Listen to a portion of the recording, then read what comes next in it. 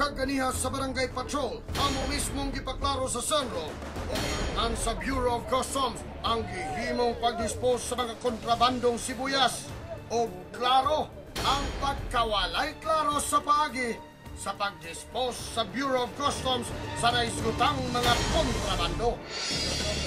Mas naalarma kami ni mga kapamilya niyang among nadiskubrihan kung anong na-subject for condemnation ang mga sibuyas.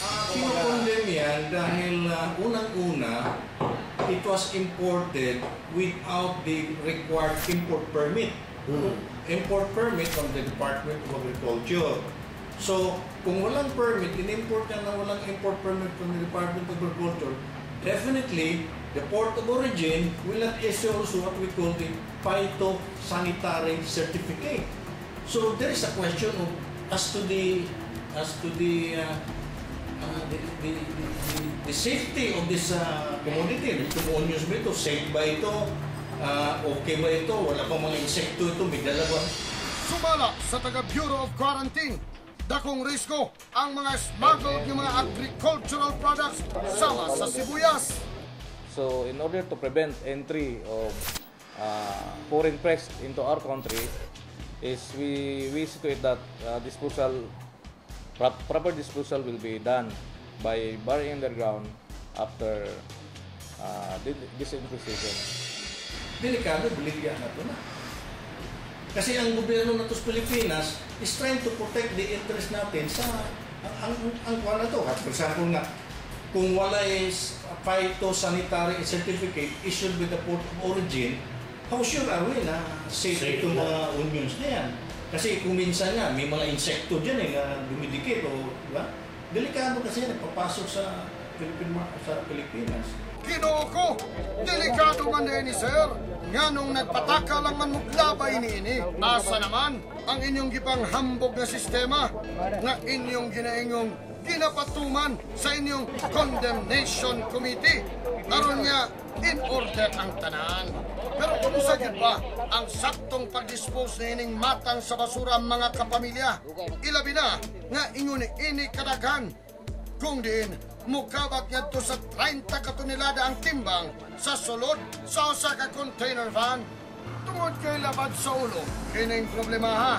Ilabi na nga to sa ahensyang gitungyanan nining mga kontrabando ang Bureau of Customs tungod sa kamatuoran niya kulang ang area sa atong dumping site aron niya ma-accommodate ang tanan niya nga daot niya sibuyas. Apan dili kini igong rason aron nga magpakasayon na lang kini o magpatala na lang sa ilang paglabay nining naisgutang mga kontrabando sanglit daghang tao ang naperwisyo.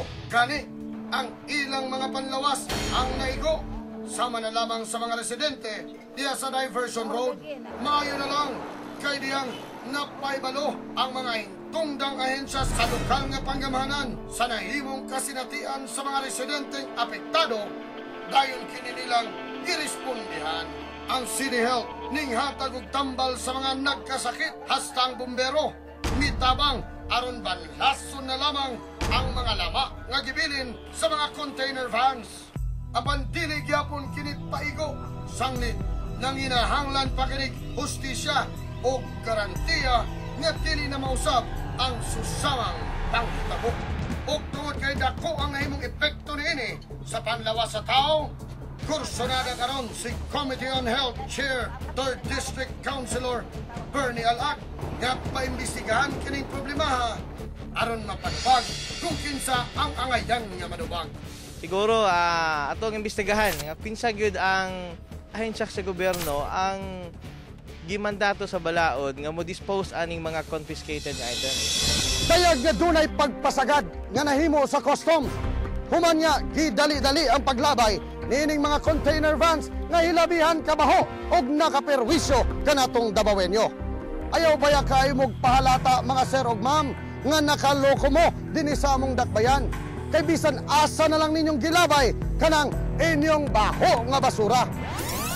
Pahimangno ngadto sa publiko, ilabi na kadtong nagpuyo sa mga hilit nga lugar o bukirong bahin sa atong syudad. Sa 23 ka mga container vans diya sa Bureau of Customs, Doon na pa'y 11 ka container van nga hilabayan kabaho ang nahibilin sa ilang opisina. Unom pa lang niini ang saktong nalabay sa atong labayanan.